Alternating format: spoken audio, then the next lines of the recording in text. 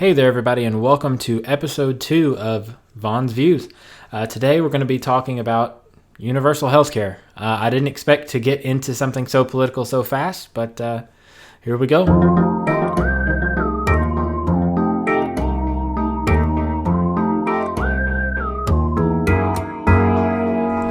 So here's what brought this kind of to the forefront for me. A friend of mine named Sarah asked me and Hannah the question because they had seen another friend of ours post on Facebook. Sydney House posted or shared, I guess, a tweet thread from a woman named Mary Robinette Kowal. You all probably know her as the Nebula and Hugo Award-winning author of Shades of Milk and Honey. On June 3rd, 2019 on Twitter, and this thread will be linked somewhere in the show notes or in the description, she recounted a time where she lived in Iceland. And the kind of TLDR of it is she found a lump and had only navigated the medical landscape in the U.S. And so she asked her production manager at the time, who told her just to go to the cancer center. She didn't need a referral. So she called to make an appointment, but they told her that you could just walk in because they understood that schedules were busy, and so you could just walk into the cancer center. You didn't need a referral. And they knew she found a lump. That's all that mattered to them. Because she wasn't Icelandic, she did have to pay a fee of 3 kronur. She later, in a later tweet, said that she meant 300 kronur because she did the conversion in her head. But ultimately, that equates to about $3 US. She then implied they expedited her on the wait list because she found a lump. They wanted to do a mammogram, which they did immediately with no extra appointment. They saw something, and so they moved her to an ultrasound immediately. And it ended up being just a cyst. But she ends the story with a tweet that says, quote, 45 minutes after walking into the Icelandic Cancer Center and 3 kronur, again, she meant 300 kronur poorer, I had the answer. In the U.S., a similar lump took 2 weeks and 3 different office visits. I think about this every time I have to fight with medical insurance in the United States, end quote. Now, if you go through her Twitter thread or her Twitter account, you can see that she has, in the U.S., battled with insurance companies and different medical things and stuff like that. So, as you guys know, this particular show is going to be all about my opinions and my views. That's why the show is named what it is. Universal healthcare is one of those things that can be quite a bit controversial. I think one thing that we don't understand in the United States is how inflated a lot of our medical costs are.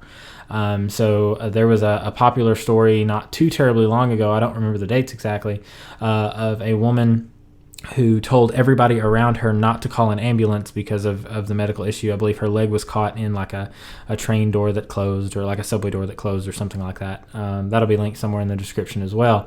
And begged the people around her not to call an ambulance because she couldn't afford it. Whereas in countries like Canada, for example, instead of $3,000 for an ambulance ride, which is not uncommon here in the U.S., an ambulance ride could cost anywhere from $300 down, kind of depending on the carrier, who it is, and things like that, which is still private business, by the way. Those ambulance services there are private business, but the United States private business has inflated the cost of a lot of medical stuff, everything from ambulance rides to procedures and everything in between. So I think that's something that we miss a lot of times in the United States when we're talking about universal health care.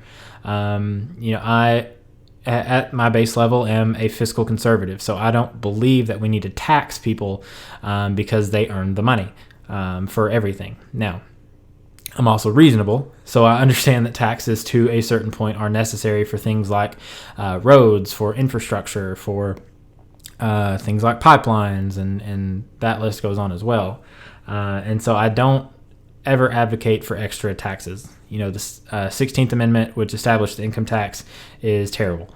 I think ultimately our dollar should be used more effectively and more efficiently, as opposed to just taking more money from the people to spend frivolously on anything and everything. Now, with that being said, the way that we handle our medical industry in the United States needs improvement, right?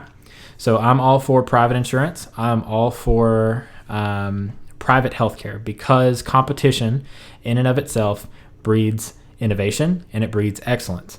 That has been proven all across human history. And socialism in and of itself does not work. Every time it has been implemented long term, it has failed. Now, on the other end of that, pure capitalism does not work either. Fascism has never worked long term in any civilized nation. It just does not. There has to be some sort of balance. Now, the big deal when it comes to universal health care is that how are we going to pay for it? And the only way that we can is with taxes. So my personal view is that universal health care, as it's being presented, will not work. Instead, what we need to concern ourselves with is taking the medical industry and making it more efficient. There is no reason on planet Earth why, if a woman finds a lump, that it should take any amount of time for her to get in, to see a specialist, and to get it checked out. And here's the thing that I think a lot of people sometimes have issue with. I don't believe, under any circumstances, that it is my responsibility to pay for anyone else's medical treatment. Would I do that if I could? Absolutely, but that's my choice. I think all of this comes down to choices. Taxes, intrinsically, take that away from people. Taxes, when you pay them, they go into some imaginary bank account that no one knows where and get spent on no one knows what. The Pentagon, for example, had its first ever audit not too terribly long ago. I believe it was late 2018 when like the results of the audit came out. And come to find out, our money was not being spent effectively. So the biggest problem I have is that anytime we pay taxes to the government, we don't know where it's going. And frankly, as a society, we don't trust the government to spend our money wisely because historically they haven't. That's why we are in trillions and trillions of dollars in national debt, not individually, but as a nation, we are in trillions and trillions of dollars in debt because the government does not make responsible choices with our money. Now, you can argue that those choices were made at the time because they were the best ones available. Frankly, I disagree. I personally follow a very different personal finance philosophy, and I understand that national and personal finance are different. However, there is nothing that you can tell me in the world that would justify trillions of dollars in debt to me. Anyway, back on universal health care. Universal health care would require an exuberant amount of taxes. Ask any Scandinavian country where universal health care is common. Ask Canada's citizens where their tax rate is ludicrous. And I'm not even concerned about things like death boards and stuff like that because that's just not a real thing. That is a fear tactic and a fear-mongering issue that doesn't belong in our society. It's propaganda, and that just doesn't exist. My issue is that I, as a citizen, should have the right to choose what I do with my money. And it is not my responsibility to pay for your anything. I understand taxes are a necessary evil. They're required for, like I said earlier, things like infrastructure. But in order to implement a universal healthcare system in the United States, it would require a tax increase like our country has never seen. And frankly, I have no use for it. I empathize with those that get into the situation and they are hurting. However, I as an individual should never be forced to pay for someone else's issues. That may sound terrible to some people, and I understand. I should, however, have the option, if I want to be a good person, to donate to organizations that help with these kinds of things. I should be able to help them personally and myself. I, in fact, would love to see us as individuals and citizens donate enough money to these organizations ourselves where we wouldn't need these kinds of programs. Is that something that could possibly happen? Sure. Realistically, will it? Probably not. But that does not justify anyone taking the option away of any kind of choice, period. So my I guess, final thoughts and overarching view of universal healthcare in the United States is that as the medical industry sits, it would cost too much money. The tax raise would be far too high. And instead, we need to focus on using the money that we have much more effectively. Being able to be transparent, being able to understand why certain things cost what they do, and if those costs are inflated, figuring out a way to drive the cost down. There is no reason why an ambulance ride any amount of distance should cost $3,000. I feel that a lot of these private companies are taking advantage of the insurance industry, and therefore the insurance industry has to raise premiums for their clients, and then it just kind of bankrolls from there. It's a terrible situation. It's a terrible system. Does it need updated? Absolutely. But universal healthcare, in my opinion, in my view, is simply not the way to do it. It's just not. Guys, if you enjoyed the podcast, please give me a like, subscribe to the podcast, get your automatic download set up, rate me 5 stars on Apple Podcasts. We are now, of course, live wherever you're listening, for one, obviously, but we're looking at YouTube, Apple Podcasts, Spotify, Google Play, Stitcher, Blueberry, several other feeds. VaughnShow.com is also live and up and going. So, guys, thank you so much for listening. I appreciate you. I very much look forward to the discourse in the comments.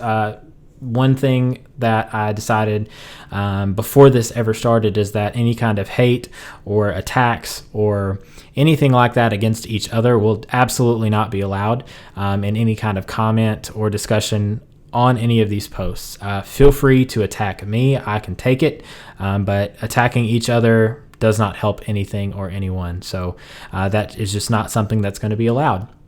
But ultimately, guys, thank you so much for listening.